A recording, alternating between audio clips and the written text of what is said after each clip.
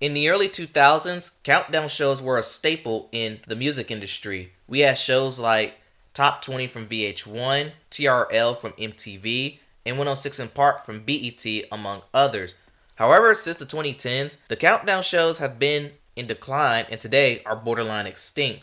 Today we're going to talk about a few of these countdown shows, then I'll give you my theory on what happened and if there's a possibility for these shows to come back. So without further ado, here's what happened to countdown shows. Before we begin, if you want to see music bios or more good videos like this, hit the subscribe button. Also, I've started a Patreon account. On here you get more copyrighted material and they'll be uploaded 48 hours prior to YouTube. If you want to support or visit, link is in the description. And without further ado, on to our feature presentation.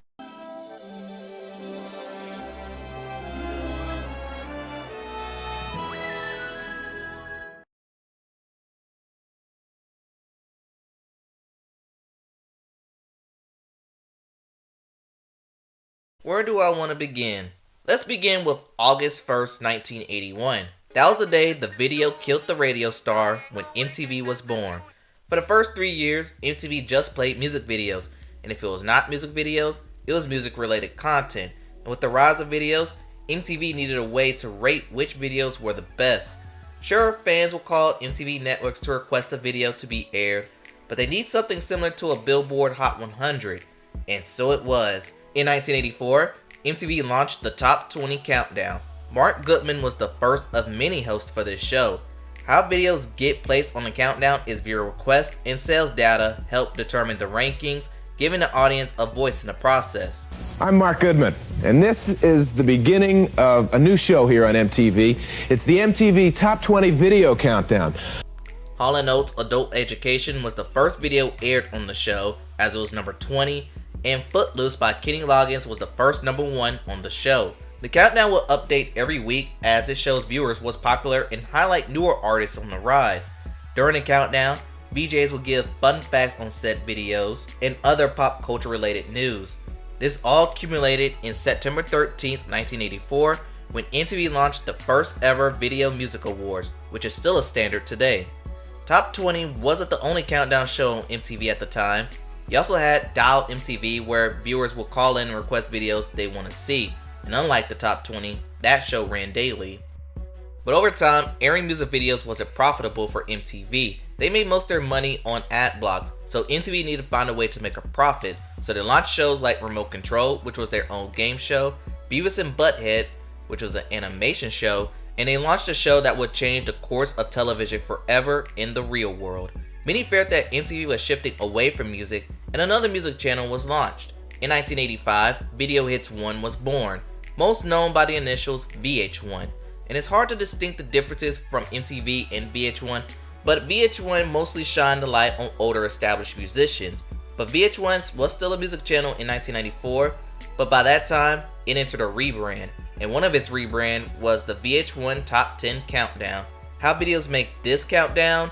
It combined record sales, radio airplay, video spins, message board posts, and conventional mail decided the order of the countdown. In other words, the viewers didn't have a say initially. Now, which video was the first to hit number 1 was unknown because VH1 would air the countdown show once on a Friday, rerun it 2 more times before coming lost media.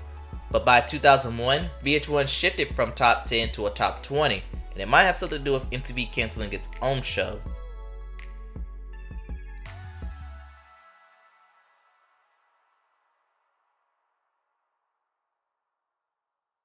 But back with MTV, when I said it shifted away from music, they didn't totally abandon it. They still had other music programs, but the MTV Top 20 Countdown had come to an end by decade's end. In 1997, MTV Live was launched, with Times Square being its primary setting. That show featured celebrity interviews, live performances, and video premieres. The next year, Total Request was launched, hosted by Carson Daly. That show was dedicated for viewers' videos requests. Both shows were aired back to back, but MTV Live was struggling, but Total Request wasn't. So the geniuses of MTV came up with was merging the 2 shows into Total Request Live, or TRL for short. The show would count down the top 10 videos, but unlike the first 2 countdowns, it was exclusively decided by the fans through phone lines and later the internet. And unlike most countdown shows of the past, TRL took the leap and shifted the music industry. The show premiered just when the boy band teen pop era was taking off. Their videos got heavy rotations on the show. The first #1 video of the TRL era was I'll Never Break Your Heart by the Backstreet Boys, and it had a pseudo rivalry with NSYNC in its first year. The #1 video was either an NSYNC video or Backstreet rotating, and it wasn't until early 1999 when the streak ended when Korn's Freak on a Leash took the #1 and later Britney Spears. I briefly want to mention Much on Demand, a show on Much Music which was basically the Canadian version of TRL. By the time the millennium turned, TRL became the main flagship show on MTV, but one network that was seeing a rise in content was Black Entertainment Television, or BET. During the 90s, the channel was growing in young viewers thanks to shows like Teen Summit and Rap City, which that was basically the BET version of Yo MTV Raps. With the help of Stephen Hill, which BET stole from MTV, they created their version of TRL called 106 in Park, BET's Top 10 Live. The show premiered on September 11, 2000, aired daily at 6 p.m. Eastern Standard Time, and ran for 90 minutes. The first #1 video was Nelly Country Grammar. The show was basically TRL but aimed to the urban audience. Ja Rule featuring Lil Mo, Put It On Me became the first video to retire on the countdown. In less than 1 year, 106 in Park would surpass TRL in viewers' engagement. And to showcase the shift, NSYNC would make 2 appearances on the show, and all this culminated on June 19, 2001, when the first ever BET Awards took place, which is still a standard today. But like with TRL and boy bands, 106 shaped the success of B2K, and if it wasn't for 106, B2K would never seen the short-term success that they had.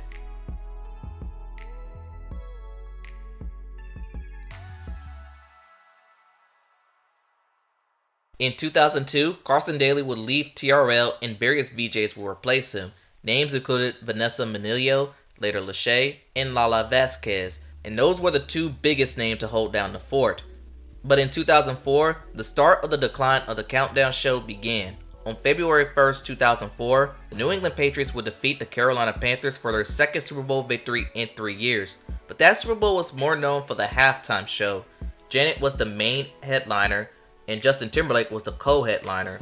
Towards the end of that performance, Justin pulled a piece of clothing off Janet, exposing her. Everyone went in on Janet, essentially blackballing her. Now, what does this incident have to do with the death of the Countdown shows? Well, it influences a social media platform named YouTube Broadcast Yourself. While some of the early form of YouTube videos feature viral stuff that you probably will see on ridiculousness, but it also showcased music videos of the past with few present, and basically became a time capsule.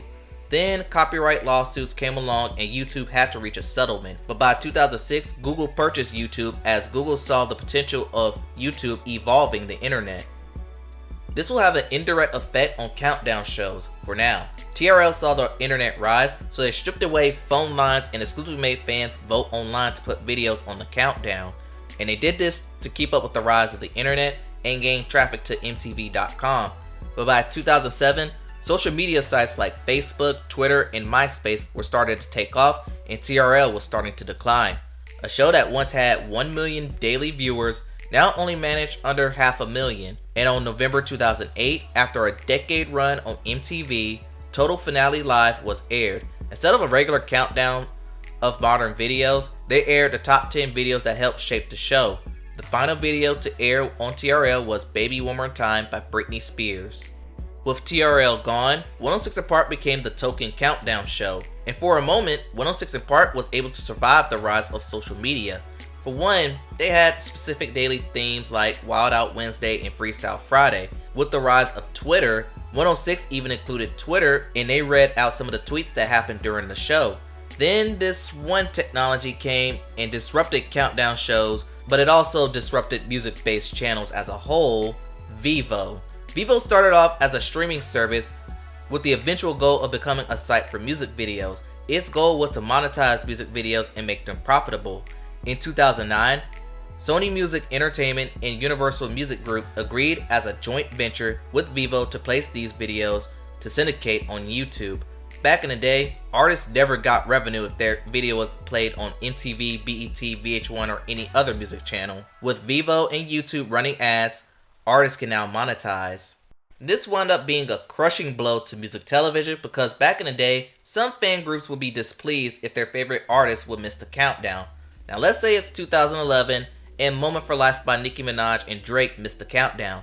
You'll be upset for now, but later go on YouTube and watch the video uncensored. But back with 106, they still survived this, but they ended up having an identity crisis. In the late 2000s, Terrence and Roxy kept the ball rolling and maintained stable ratings, but in 2012, both hosts would announce their departures. And let me also mention that 106 have ranged from a 90-minute show to a 2-hour show and briefly experiment with a 3-hour show, but now needed to find replacements. Bow Wow, who was dubbed as Mr. 106, was named a temporary host, and BET decided to have 3 co-hosts, but that failed. They paired him with Angela Simmons, and that was temporary. Then Keisha Shantae was the permanent co-host for 106, but by that time, 106 was finally cracking under the social media fanfare, and with declining ratings, 106 finally fell. In November 2014, 106 was cancelled, with Adrian Free hosting the final show and Bow Wow giving one final performance. 106 announced a digital-only format would continue, but that never came to be, and by 2016, BET Music operations basically ceased to exist outside of their own BET Awards. And that led VH1 Top 20 being the last countdown show standing. It maintained mostly a stable showing, but it too was phasing out. In 2015, 1 year after 106 cancellation, VH1 Top 20 was cancelled without warning nor fanfare. Its final number 1 was Hotline Bling by Drake. Countdown shows were nearly gone, but there was hope. First, MTV launched MTV Classic to replace VH1 Classic, which all they do is play old music videos, and they still do to this day. Then rumors about a TRL revival surfaced as early as 2014. They would have one-time specials here and there, but nothing would go beyond it. Finally, in 2017, in an effort to recapture its music content, MTV announced TRL will return, and it did on October that same year. DC Young Fly was the main host, with Liza Koshy, the Dola Twins, among others, being co-hosts. But many will describe this as an inconsistent mess. One, it over-relied on its social media superstars, or social media in general, but the biggest disappointment was that it aired 0 music videos on its premiere episode, but instead aired snippets of videos on and off. And by April 2018, TRL was placed on hiatus. TRL had short-term spin-offs like TRL Late Nights, TRL AM, as MTV tried to see what stuck, but nothing did. However, they did have a segment called Fresh Out Live, which they do interviews, and artists would maybe give a performance. And while that still exists in some form, none of the big artists bothered appearing. Now it's the 2020s and the music industry is at a crossroads, but in particular, music videos. In the mid-2010s, YouTube and Vivo were at their peaks. Artists like Taylor Swift, Katy Perry, Adele, Drake, The Weeknd, Cardi B, Bad Bunny would consistently put out videos that would surpass 1 billion. And some other non-big names like Trevor Daniels, Janae Aiko, and Alicia Cara have reached high substantial views. But since 2023, the value of a music video have decreased, with few exceptions. Most artists would rather do visualizers and lyric videos opposed to a scripted music video that told a story, showcased choreography, or generate a buzz. Take NLE Choppa's recent video of Walk Away, where he decides to take a risk and do choreography. However, that video currently sits under 800,000 views, and a video like that will probably hit 100 million in 2018. Now, what has caused the music video to decline? Is it the lack of some show to promote said videos? Well, you'll be right and you'll be wrong, because any promotion is good promotion, but I think there are 2 culprits on music videos' downfalls. Number 1, TikTok. TikTok started to rise in popularity in the late 2010s and took off in the odd year of 2020. Movements like the Savage Dance, Savage Love, Blinding Lights were all viral sensations. Long-term effects was that the user's attention spans have decreased over time. They do not want to sit through and watch an 8-minute music video telling a story, unless it's Taylor Swift, of course. Number 2, Spotify and other streaming services. Spotify, alongside Amazon, iTunes, streaming has taken off, and it gave YouTube videos competition. Back to the countdown theme, as of 2025, there's only one countdown show on television, and that is CMT's Top 20 Countdown. They showcase the best videos in their genre, as it premiered in 2013 with Cruise by Florida Georgia Line and Nelly being the first #1 video. Now the ratings for this show aren't great, but what CMT does that no other music channel do is, no matter what the circumstances may be, even though they're owned by Paramount, formerly known as Viacom, a company that can stick forks in their eyes, they stay true to country music content.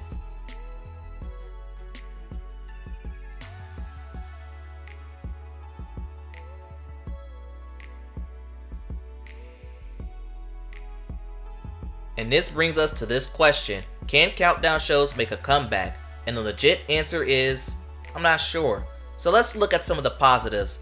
A countdown show could re-emphasize music videos, as that form of music has been seeing a descent. Next is a quote that I said earlier in this video: any promotion is good promotion. And I feel like musicians are having a hard time promoting their music, nor have the budget for it, so they'll could take whatever they can get. Third, competition. Let's see how these modern stand wars handle the voting. Now the negatives. No one knows how a countdown show will work in 2025. Will it air on cable TV, a streaming service? Will it stream on somewhere like Twitch? 2, the demand, as there's not much demand for music related shows. Third, I thought number 2 was going to be the biggest, but I think this might be the biggest obstacle, and that's with licensing of music, as companies like Warner, Sony, and Universal are running a tighter ship these days with miscellaneous problems. In conclusion, can countdown shows make a comeback?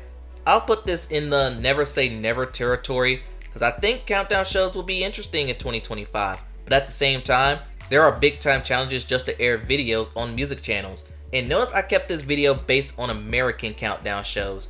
There may be some countdown based shows in other countries, but the American market is the biggest in the music industry, and only time will tell if countdown shows will return. And that's what happened to countdown shows. Tell me what y'all think in the comments below. What are some of your favorite countdown shows growing up? Don't forget to like, comment, and subscribe to the channel. Thanks for watching, and I'll see you next time.